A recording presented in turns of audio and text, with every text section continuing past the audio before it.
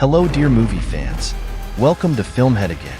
2024 is the year of some great film with action thriller, drama, sci-fi, suspense, and romance. Today we will inform you top 10 best movies that are released in 2024 to watch. Now let's start our today's journey. Number 10. Stolen. Stolen is a Swedish drama film directed by Marja Ira in her feature directorial debut, based on the 2021 novel of the same name by Helen Lestadius. The movie explores themes of hate crimes and the relationships between different villages. The story begins with a young girl named Elsa who is selecting her own reindeer calf. Elsa's dream of becoming a reindeer herder like her father was dashed when she saw a man killing her favorite calf, Nastagalu.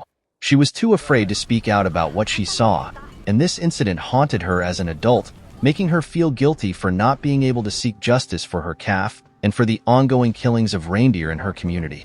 The film is set in the snowy north of Sweden and shows stunning scenes of snow-capped mountains and herds of reindeer. The indigenous Sami people are depicted beautifully, and we see them in their traditional outfits and customs. The shots of herders guiding their reindeer through the snowy mountains are gorgeous, along with the scenes of frozen lakes shimmering in the sunlight, which are also breathtaking. The film beautifully portrays many herding techniques and also highlights the impact of climate change on reindeer herding. Stolen is a 2024 Swedish flick that talks about the challenges faced by Sweden's Sami community.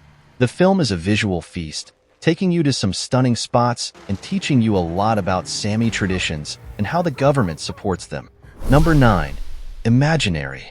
Imaginary is a 2024 American supernatural horror film directed and produced by Jeff Wadlow and written by Wadlow with the writing team of Greg Erb and Jason Ormland. Imaginary, a watchable mess of a child's play fright flick, exemplifies the trend of overwrought too-muchness. The movie pivots around a little girl, Alice, who in the basement of her new home discovers an old teddy bear named Chauncey, who becomes her imaginary friend. Alice becomes attached to Chauncey, an imaginary friend, which worsens the already precarious home situation and reawakens long-forgotten memories of Jessica's past. When Alice's bear starts requiring her to do increasingly concerning things to demonstrate their friendship before taking her on a trip, what at first glance appears to be a harmless kid rite of passage turns more menacing. It had many creepy and unsettling scenes and filled with jump scares. It's nothing terrifying, but it's for sure a good scare. As for the story, yes, it's cliché at some parts. The performances were very strong with a highlight from Piper Braun, who played Alice. It felt very creative, as it should, since it has heavy themes on imagination, and the Never Ever was so well designed, and I find it an outstanding representation on what a child's imagination could look like. The visual effects were solid, and the creature at the end looks great. And overall it was again a suspenseful, eerie, and very well thought out movie. Number 8. Sleeping Dogs. Based on the Book of Mirrors by Yokai Ravasai, Sleeping Dogs opens with its protagonist deep in the waking nightmare of dementia. The story as a whole was like a mysterious spider web of mystery and deception. This film is about an ex-homicide detective, Russell Crowe, with memory loss, is forced to solve a brutal murder, only to uncover chilling secrets from his forgotten past.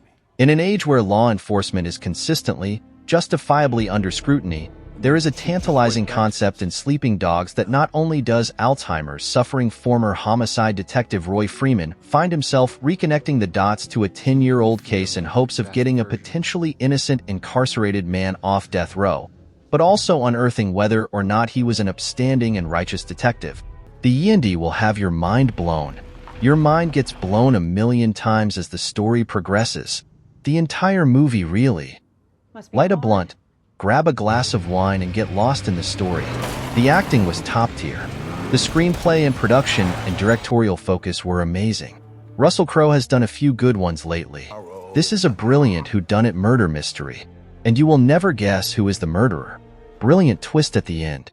Sleeping Dogs is the kind of film in which a supposed genius explains his discoveries about repressed trauma as if he invented the psychological concept.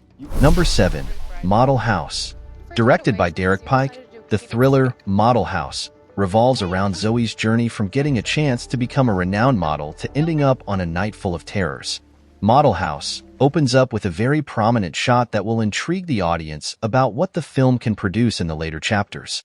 The movie opens with Bella, a well-known figure, taking a picture with admirers. She tragically is struck by a car and passes very soon after. Bella's employer had to bring in Zoe to cover for her while she worked on a significant assignment.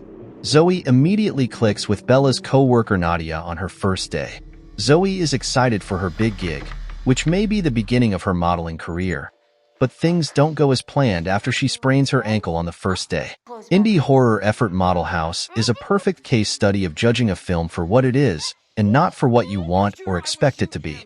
If only Model House had embraced its ridiculous premise better, it would be much more than a series of scenes meant to titillate, grouping hot women together in hot tubs or attempting viral dances. Straightforwardly playing a horror flick, this superfluous barely makes a lick of sense. At least, mercifully, Model House clocks in it at a meager hour and 20 minutes. Number 6. The Island of the Dolls 2.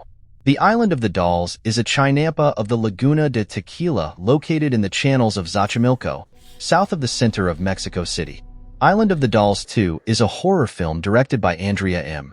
Catanella and starring Yasmin Alice and Jenna N. Wilson. It has a runtime of 82 minutes. The plot has been done many times before.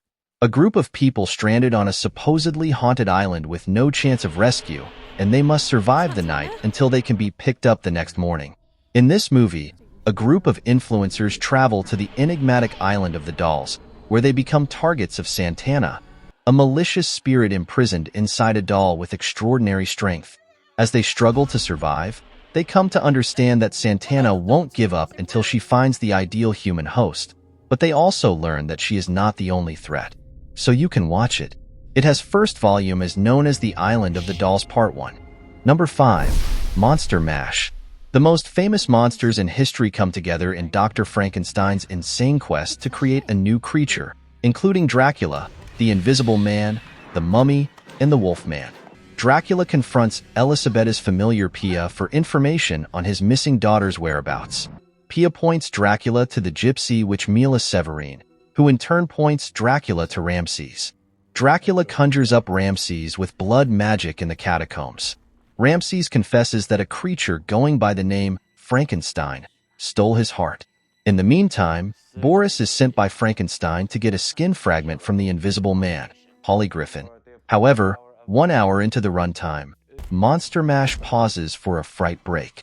During this gimmicky intermission, scrolling text boldly predicts, "Your heart may not be able to stand the shocking conclusion of this film, so you're granted an opportunity to stop watching before things supposedly get too intense." Monster Mash isn't the asylum's first attempt to do something with the classic literary creatures. There was Dracula, the original living vampire, a couple of years ago. That was an anachronistic mess that even Michael Ironside couldn't save. This time, writer-director Jose Prendez plays it straight with his cast of creatures and gets much better results. Number 4. Breathe 2024. Breathe is an American science fiction action thriller film directed by Stefan Bristol, written by Doug Simon. Breathe takes place in the year 2039 when plant life has become extinct and, as a result, Earth's oxygen levels are too low to sustain life on the surface. In this movie, Maya and her young daughter Zora are forced to live underground after an oxygen shortage renders Earth inhospitable.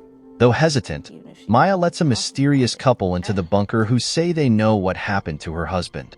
However, as the reality about the strangers is revealed, mother and daughter quickly find themselves in a struggle for survival.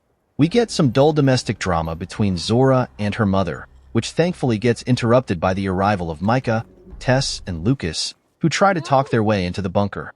And when that doesn't work, they try to force their way in. The creators of Breathe's world, director Stefan Bristol and writer Doug Simon, don't go into great detail.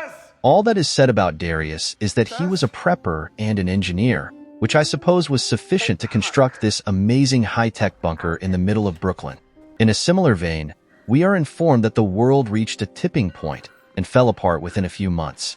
It's never said clearly, but I assume it was caused by deforestation and climate change. Number 3. Ghostbusters, Frozen Empire. Ghostbusters, Frozen Empire is one of my most anticipated movies for 2024. When the discovery of an ancient artifact unleashes an evil force, Ghostbusters new and old must join forces to protect their home and save the world from a second ice age. The movie starts off a few years after the events of the first movie. You kind of have to watch the first one to understand some of the in-jokes around this movie.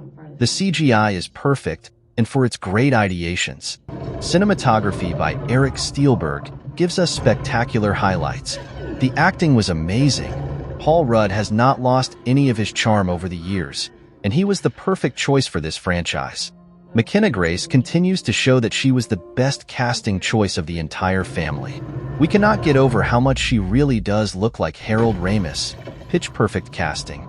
Dan Aykroyd was hilarious in this movie. So glad he had a bigger role. Patton Oswalt, despite only having one scene in the movie, was so funny. The action scenes were so exciting. Anytime they have a chase sequence that involves the car, I get the biggest smile on my face.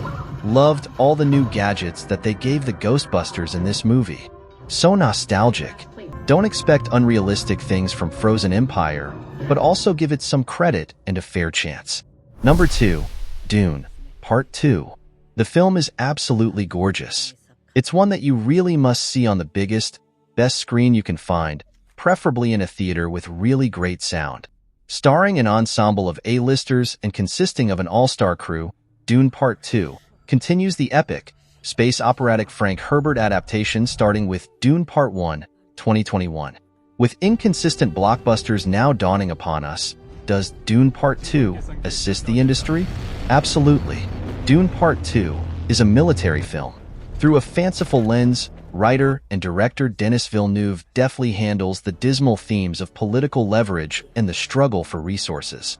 It's amazing to see the scale that is thrown onto the screen.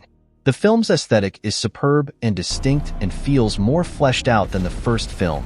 From the Bene Gesserit in their veils to the masked bodyguards in the arena with Phaedra. Dune Part 2 is nothing short of a monumental achievement in the art form of science fiction adaptation and filmmaking. A completely new and unique masterclass of filmmaking by all standards. This is one of those rare movies that never fails to leave you completely speechless and jaw-dropped throughout because it is so bright and magnificent. Once again, in the category of science fiction spectacle, we are witnessing cinematic history. An incredible add-on to the first movie that makes it much better, while maintaining a tone that is deeper, fresher, and completely amazing. Number 1. Rebel Moon Part 2. Part 2 of Rebel Moon. The Scargiver fulfills Zack Snyder's promise to deliver the action from the first film. Rebel Moon Part 2. The Scargiver, the second movie in Zack Snyder's growing Netflix sci-fi franchise. A Child of Fire was largely set up, putting the pieces into place for an epic battle between the forces of good and evil. When it comes to the action that was promised at the end of the first Rebel Moon, Snyder certainly delivers. Zack Snyder has done it again. Made another epic Netflix film that literally stepped up its game. There are some great special effects though, and it looks slick. But that is not enough without decent plot and characters. We feel a bit sorry for the actors as they are great, but we're given little chance of making much out this. Snyder even inserted this film's title on the marquee of the movie theater from which young Bruce Wayne and his parents exit prior to that fateful moment in Crime Alley in Batman v Superman: Dawn of Justice. Rebel Moon Part 2. The Scargiver in a theater would probably be the best way to go, since that way you can hear the movie loud enough to imagine you're watching something better. That's all, and thank you everyone to stay with us.